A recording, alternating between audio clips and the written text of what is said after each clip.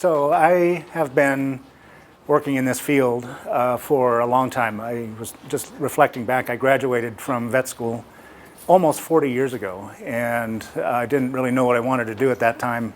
And it wasn't until I went through an internship and a residency at the Animal Medical Center that I got connected with really the right people who helped me to understand the opportunity that existed, not only for patients, animal patients, but for the nature of the way that these types of studies and the biology and the cross-disciplinary and cross-species opportunities exist. And so I did some stuff with Sloan Kettering when I was in New York City and at the Animal Medical Center, and I was really fortunate to then get a job at North Carolina State University just as that vet school was opening. And they had made a huge commitment to cancer medicine, and it wasn't very long before we had a pretty significant program. So I thought I'd give you an overview. I've got about 20 slides, kind of through the course of the last years that I've been doing this. It kind of comes together in a way that relates to the opportunities that exist to study cancer in companion animals for them, for their benefit and for the benefit of people. So the real, this is a picture that sort of typifies comparative oncology. So Steve Withrow, a surgeon at Colorado State University who pioneered a number of important surgical types of procedures, worked specifically in osteosarcoma, bone cancer. This is Angela. She had osteosarcoma of her radius. And this is Jack, who also had an osteosarcoma. And he developed a procedure that allowed Jack to keep her leg. And that procedure is standard of care for kids with bone cancer.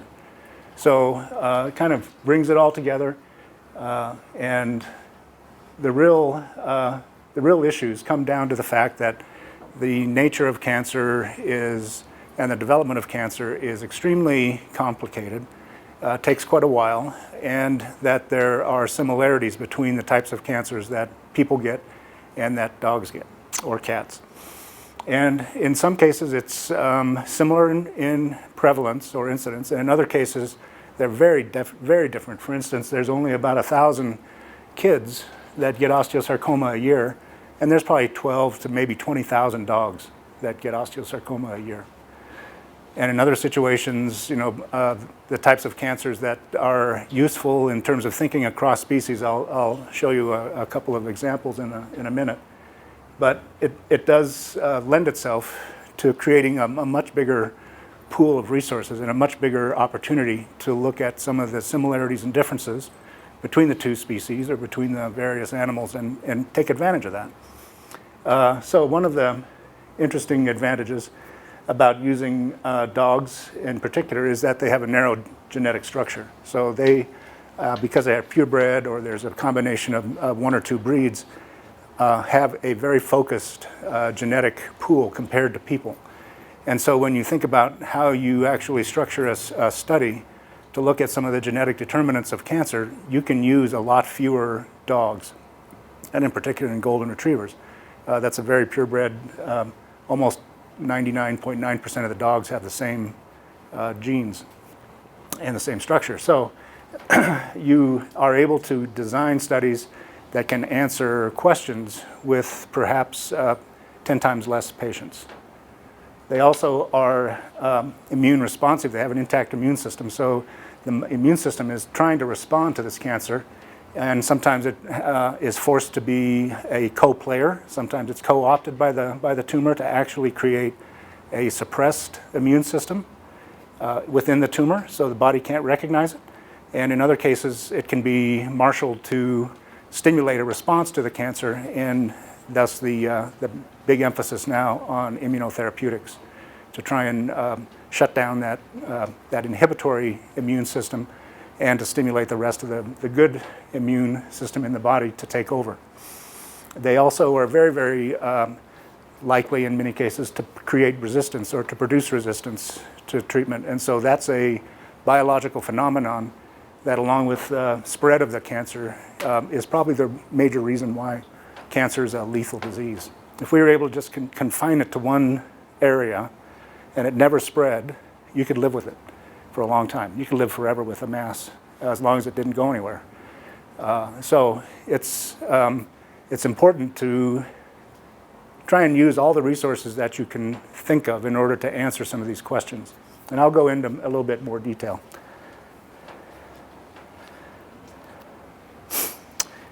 So what we've been trying to establish in the process of developing comparative oncology resources is really a partnership to look at ways that we can inform, in some cases, drug development for animals and for people, and to identify various types of reasons why the genetic code in dogs might be helpful to understand why patients are susceptible to cancer.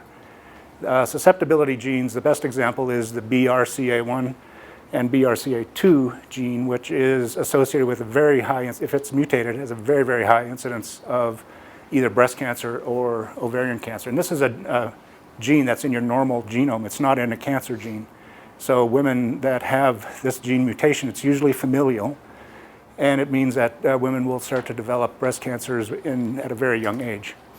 And it can be identified now. You can be screened, and you probably heard the story about Angelina Jolie, who was diagnosed with BRCA1 mutations and decided to go through reconstructive surgery so she wouldn't have to deal with breast cancer. That's and it has been identified in some breeds of dogs as well, but there may be others that are very important to know about. We also believe that the environment is very much a player in the development of cancer over time. We don't really know exactly how to estimate that. We don't know if it's 5%, 10%, if it's more than that. Cancer is for the most part, is either genomic or genetic disease, or it's modified by the environment as a part of the gene alterations. So it's been a conundrum about what the environmental influence really is. And one famous scientist who studies genetic mutations in cancer said cancer is 95% genetic, and the other 50% is environmental. So it's still an open question.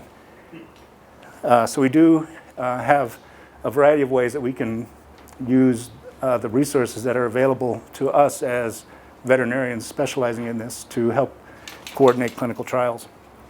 And there are many examples, some case studies that are really poignant and ways that we might be able to help. And I have one specific example at the end that I think really exemplifies the opportunity. And this is the partnership. I think probably most of you have seen pictures like this where dogs are positioned next to people that look like them, but it's the first time I'd ever seen Peyton Manning with a dog that looked so grimaced. The dog must have also lost the Super Bowl. This is a paper, this is results from a paper that was published over 10 years ago now that really gave us hope that we would be able to identify common pathways and use that information across species. So this is a combination of human cancer, bone cancer samples and canine bone cancer samples. So you've got some normal samples, the yellow are normal human bone, purple are normal dog bone, then a variety of canine bone cancers, cell lines, and human cell lines and human cancers.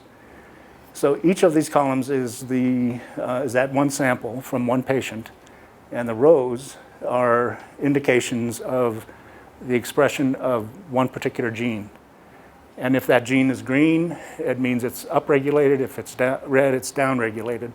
So what you can do is then to sort these things so that, there's a couple hundred genes that are here identified in this one patient, or this one sample. Most of them are upregulated, and some are downregulated. And if you look at the normal human and the normal bone from a dog, you can tell that there are differences, that there's this part here is a little bit different than this part here. So that's good. You can tell a dog from a human. Check. But once there is a transformation to a neoplastic condition, these are all random. They don't sort. So what that means is at the genetic expression level, you can't tell if this is a dog or a human. And that is what we believe is the most significant opportunity to deal with. We can look at different strategies to try and understand the nature of these gene expression differences across species. If we find something in dogs that seems to result in an improvement, a drug or strategy combination, then we can also hope that it can be applied across human osteosarcoma as well.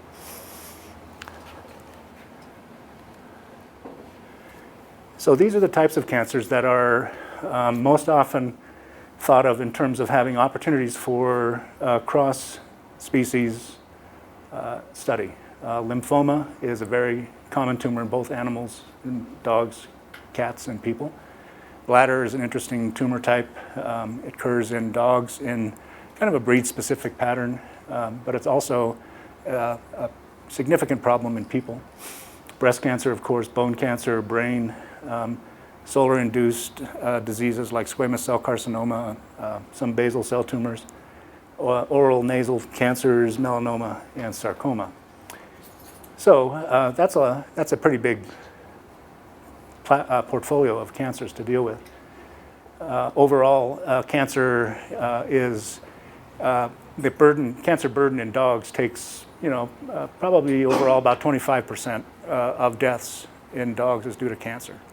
Certain breeds have higher and certain breeds have lower. Generally, the bigger the dog, the more likely cancer is to be a significant health issue. Whereas like a dachshund, Yorkshire Terriers, they die of old age or heart disease or something and very rarely get cancer. So there are breed-specific differences, there are size differences, but in people it's not that much different. About 1 in 4 to 1 in 3 people who live to the age of 75 will get cancer. So it's not that different. In addition to just looking at straight cancer types, things now are getting to the point where sometimes it doesn't matter what we call that tumor. If it's a brain tumor, we're not going to necessarily put it in that bucket anymore. We're going to look at all the mutations that occur in that particular tumor of that patient and be able to compare tumors that have those same mutations, which may not even be in the brain. So these are now being more well classified on a genetic level or on a microscopic level than on a morphologic level. But carcinogenesis, the development of cancer from normal to transformation is often very similar because of exposures to different environmental things, particularly UV-induced cancers. A lot of viruses that produce cancer both in people and in cats, not so much in dogs, which is, all these are interesting types of questions to ask. Why has there never been a virus that's been identified that causes canine lymphoma when we know it does in people and it does in cats? Development of new blood vessels, the immunology of cancer, how to prevent cancer from deepening and spreading. There are ways to hold it in check so that it doesn't develop. It may stay the same size, it may not shrink, but you may hope to have it never spread down into the bloodstream. And then all of these things are really important as well. A real interesting area now is this tumor-host interaction, which means that the tumor creates its own little microenvironment, and it has a very large number of interacting cells and tissues within the tumor that it controls. So they may secrete all kinds of different hormones or other cytokines or other types of conditions where it might inhibit the immune system at the site of the tumor. Or it might bring in certain types of fibroblasts into the tumor. Some of these cancers are extremely complex. they say that in pancreatic carcinomas, there may be 15 different cell types besides just the primary cancer cell. And they all interact as a big environment, microenvironment. And so trying to understand the process of how to disrupt that or how to intervene can be really daunting. And age is the single largest, biggest risk factor for cancer. Cancer is a disease of old age. So a lot of the same things that may associate with our process of aging are likely to have an implication on the development of cancer as well.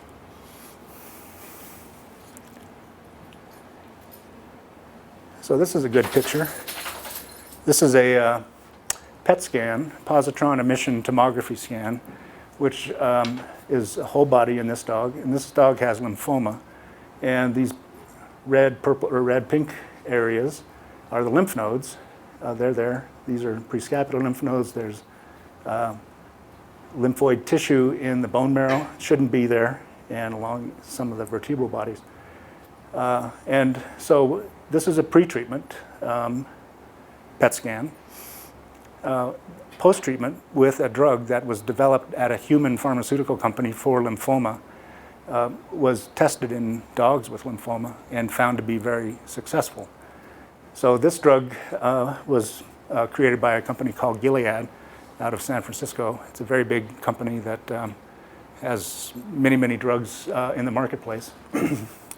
And they chose not to take this drug into the human market, I think because of various complex commercial issues, competition at the time. They didn't think that they were going to be able to break even or make money on this product. So CSU bought the license, the veterinary license for this drug. And we formed a company, and this is the first product that's now licensed for canine lymphoma. When did that happen? That happened about 3 to 4 years ago. And it's on the market. It's being used by veterinarians. It's still in a provisional license until you have to go through 5 years and then apply for your full licensure. But it's proven to be pretty useful therapeutic for canine lymphoma in a combination of treatments. You know, we have these things that all sort of fit together. We've got the biology. We have a lot of the opportunities. We know that the numbers are great. There's somewhere around 70 to 80 million dogs in the United States and maybe more cats. And with the current rate of projected incidence of cancer, it could be, 5 million dogs a year that develop cancer. Not all those dogs are going to seek, the owners are going to be able to seek veterinary care, but it's a really tremendous number of opportunities to coordinate studies that would be directed at both improving canine, feline health and human health. And the veterinary infrastructure has been developed over the last 30 to 40 years to be able to understand and manage cancer care extremely well. But what looks good to people that are looking at this from a perspective of doing clinical trials from pharmaceutical companies or nonprofit cancer research organizations is that the dogs are treated with therapeutic intent, which means we try to make them better, we try to keep them healthy, we try to cure the cancer. And that's not necessarily the case when studies are done with rodents. Okay? So they're relevant outcomes. We look at remission times, we look at improvement in lifestyle and quality of life and survival times. So those are outcomes and types of exposures or types of things that we do on an everyday patient basis that is much more relevant. And we are unable to get to the same point that most of the human medical management standards of care are already in terms of existing. So, for instance, a tumor type that hasn't been treated that well yet, say hemangiosarcoma, we don't have a standard of care. We have almost an obligation now to try and put those dogs onto clinical trials to try and improve the treatment. it worked extremely well for that strategy of almost coordinating every child with acute leukemia onto a clinical trial in the 60s and 70s when survival rates were 5%, resulted over the course of time to where now the survival rate is 95% for kids with acute leukemia. But every child was treated with some investigational protocol, and they're still refining it. So if you use that paradigm, we should be putting many of our most challenging cases from our patients onto a clinical investigation so that over time we'll be able to make some sort of a jump.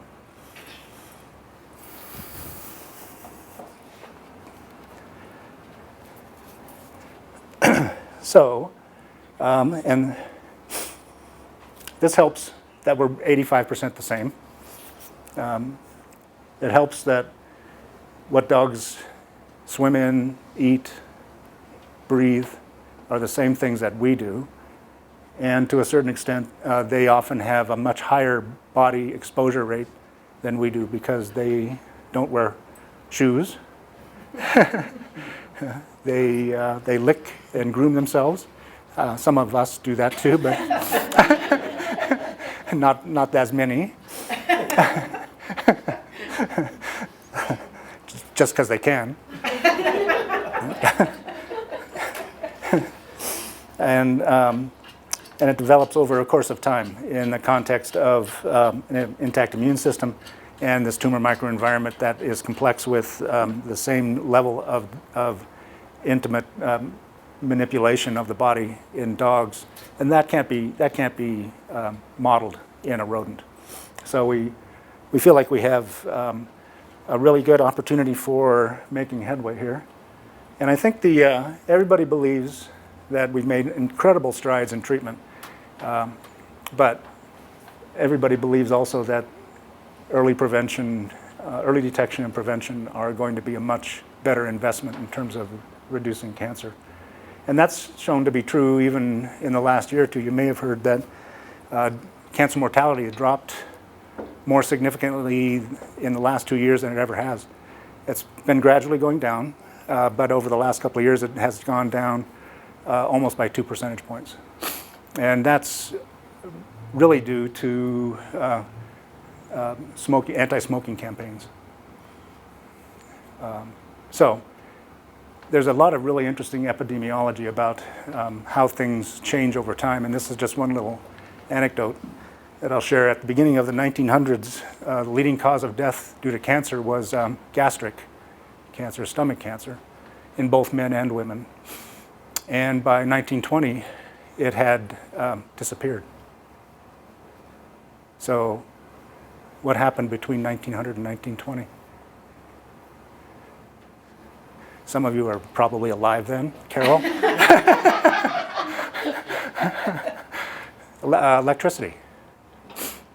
Refrigeration was widespread by 1920. And prior to that, the only way to preserve foods, and particularly meats, was through brining and salting and a variety of artificial or chemical preservatives, smoking them. And that resulted in a very high incidence of gastric cancer. So, technology changes everything sometimes.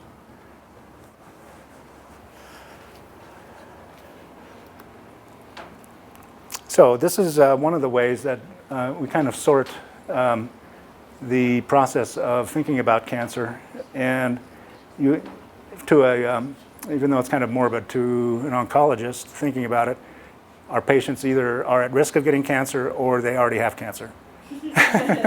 So, and that's true. I mean, even for young animals, for young people, the risk is small, but there's still a risk.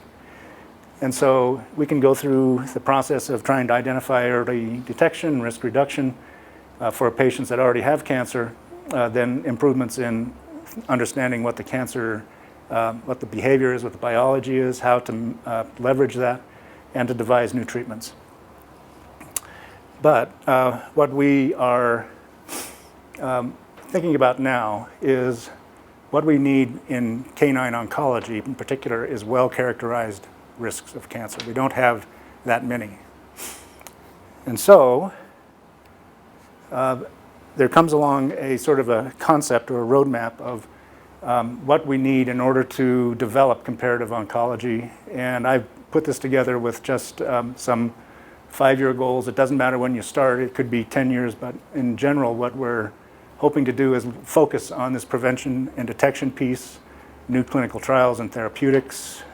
We have to build an infrastructure that is partially built now, including trial resources, data commons, that's what you're doing, cooperative group trials, logistics and monitoring. We need clinical trial expansion, good imaging, and then we need the basic sciences as well, and basic engineering and basic therapy development, technology development. So the prevention piece is most exemplified by this study, this golden retriever study.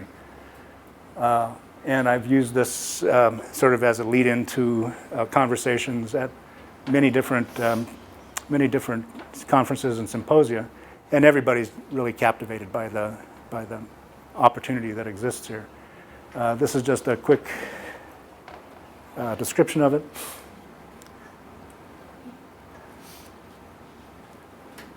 This was in August. This was the August update. So these can be updated, whenever we need to. But at that time, the average age was about 6.5 or so. We had a lot of biological samples that had been collected. Had 142 dead dogs, and the number of dogs that are still enrolled is going down. And what is it now? 2757, right? 27, yeah. And we now have about 50 lymphomas and about 40 hemangiosarcomas, and then a smattering of these other ones. And this is always the most impressive part when somebody who doesn't understand these types of cohort studies, they look at the questionnaire in sort of really miniature, and they can't believe there's this many pages and this much data. And then the veterinary questionnaire and exam data capture tools. So in essence, this was designed primarily for animal health, for dog health. But it also has a tremendous opportunity for translational or comparative medicine opportunities, because we are also looking at this gene-environment interaction, which means that from somewhere in the environment, whether it's the air quality that we breathe indoors, outdoors, exposures to waterborne toxins, heavy metals, insecticides, herbicides, anything in the diet that we might not be aware of, there is going to be some exposure. It will go in some fashion to a body part where it could be internalized. And all of us exist somewhere along the spectrum of low metabolizer to high metabolizer, which means in some cases I could get an exposure to a toxin, and it would be very devastating to me, whereas Annie could have the same exposure, and because she's a high metabolizer, she wouldn't even know that she had it. At some point, then, there is likely to be, in some patients, a biological effect. This is what ultimately is meant by personalized medicine. Everybody's ability to handle these types of exposures is different. Same thing with detoxification. And in some cases, some people will get a clinical disease and some people will move on.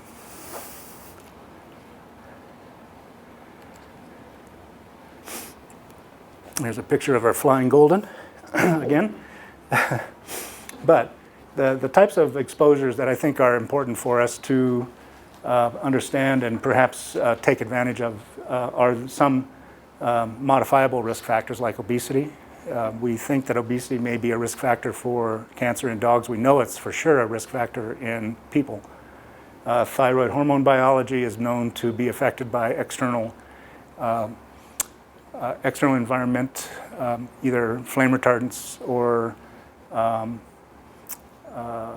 other types of toxic chemicals that can create sort of in some cases a hypothyroidism situation, in some cases hyperthyroidism. Reproductive hormone mimics, estrogen mimics, and phytoestrogens are around, and it's been blamed for early menarche and a number of different potential increases or potential increases in breast cancer. Diet, insecticides, herbicides, and indoor air quality is becoming a very big deal. So we have the opportunity to take advantage of our cohort to study those things at some point, or to understand the data that we collect in terms of generating new studies. And I like this part here, the exposure mitigation strategies. It'd be great if we could say that in an environment where flame retardants are a source of contamination to people, we would confirm that in dogs, and that's already been sort of shown that dogs carry a higher serum concentration burden than people do. And flame retardants are everywhere. They're in the carpet here, they're in mattresses, they're in your couch, they're in upholstery, they're in almost everything, clothing, especially in children's clothing. And there's no question that flame retardants are really critical for keeping people safe. It's a way to reduce flames, but they also are volatile, and they can be a source of some health concern. So what if we were able to identify that we had a population of dogs that we could do something to, and I don't know what that something would be, but we could follow those dogs and show that the intervention dramatically reduced the serum concentrations of flame retardants in both dogs and then in people.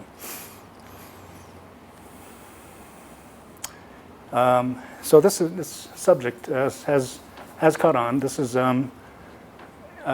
language. It's actually in the Federal Register. So the U.S. Senate Appropriations Committee, which controls the FDA. I spent some time in Washington, and we were able to get this committee language inserted.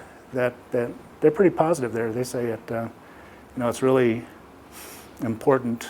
Translational questions could be answered with this, and they encourage the FDA to open grant opportunities in animal models to increase the study. So, that was great, and since it was published, the FDA had to respond, and this was their response. Basically, they said, eh. But they did say, yeah, that we agree, but we are not going to spend any more money on it, and it's actually the purview of the National Cancer Institute. And so they did follow up, and since 2016-17, they've released about $25 million in research funds for comparative oncology, particularly in immunotherapeutics and immune monitoring of cancer. So I think that that did result in a pretty significant infusion of funding and a tremendous amount of awareness that didn't exist before.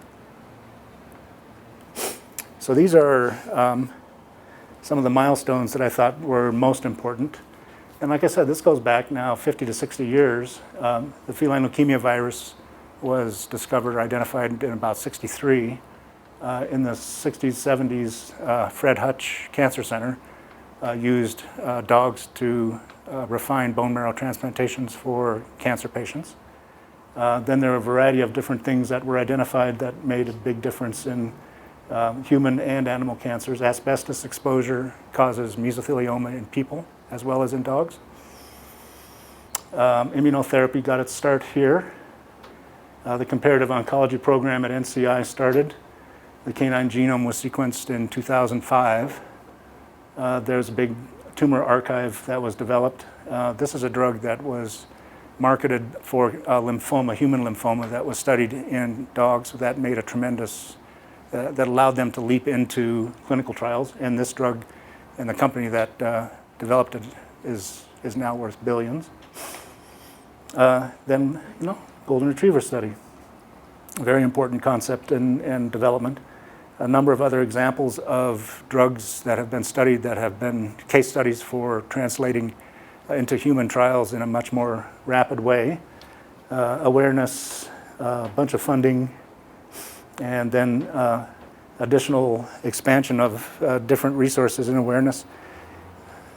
And I put the V Foundation there because they started to become interested, and through their board of directors, their scientific advisory board, they went full in. And this is their launch, which is almost a year ago, of the Comparative Oncology Research Consortium. Do people know about the V Foundation? Because you got a lot of money from them, which is what it should be. I'm sorry I don't have pictures of Tiffany at the gala fundraiser. You do? Yes. You might want to keep those close. But this is what they want. They want to secure funding and a variety of institutions that are doing partnered research, parity between the MD and the DVM investigators, and to make this concept aware. So their biggest sponsor is ESPN, and so they have been all over sports marketing for this last year. So this is a fact. It really takes a lot of time and a lot of money to make a new drug for cancer, and over 90% of them fail, and they fail for a variety of reasons. And some of them fail because the types of studies that were done in the preliminary phases weren't really relevant. They were done in rodents, and they were overly optimistic about the responses that they'd see in people. So this is another concept that has been thought about, drug repurposing, where you take a drug that you think you know what its action is, and you discover that it has something else, that there's another action that it can produce as well. So we, a team of our investigators, Steve Dow and a graduate student of his, started looking at drugs through an online chemistry screening process, drugs that would fit into a particular component of one of the immune checkpoints. And they found that losartan, which is a generic hypertensive agent, it's been on the market for a long time, it's very, very cheap, has the property of blocking this immune checkpoint at a higher dose than is usually used for treating hypertension. They used sunitinib, or the veterinary equivalent of it, which is a chemotherapeutic agent, a targeted chemotherapeutic agent. And they looked at osteosarcoma cells in the laboratory in plates. They looked at it in mice that were growing artificial tumors. And the results of that were positive enough to do canine clinical studies. So we went through a series of clinical studies, and lo and behold, it took dogs that have metastatic osteosarcoma, and in many cases created some evidence of response. And it happened frequently enough, and this is a very difficult resistant population of dogs to treat, that the pediatric oncologists at UC Children's and at Atlanta Children's Hospital are enrolling kids with metastatic osteosarcoma on this combination. And we did that in 5 years, 6 years, and for about $1 million. So we were lucky, but it illustrates the fact that there's a lot of stuff that we don't know about, things that are already available. And it's also nice because this is a combination of products that's available and affordable for pet owners. So we have many trials that are continuing on with some sort of a modification of this trial in hemangiosarcoma, in brain, and other institutions have it going on in a large number of other trials. So just an example, and just a real hopeful message. So I'd like to leave you with that there's a lot of information, there's a lot of resources, there's a lot of gap closing that's been done in the last few years between human cancer treatment and knowledge and canine cancer treatment and knowledge. And now we have to really take full advantage and integrate all of those resources and make an effort to do things like clinical trials that enroll dogs and people at the same time. That would be pretty amazing. And that we move back and forth without having to stop and ask questions about, well, is this really relevant? We can get to the point where we can say, this is how we will leverage the information from both species or from all species for cancer control. So, happy to answer any questions or go into more detail for anybody.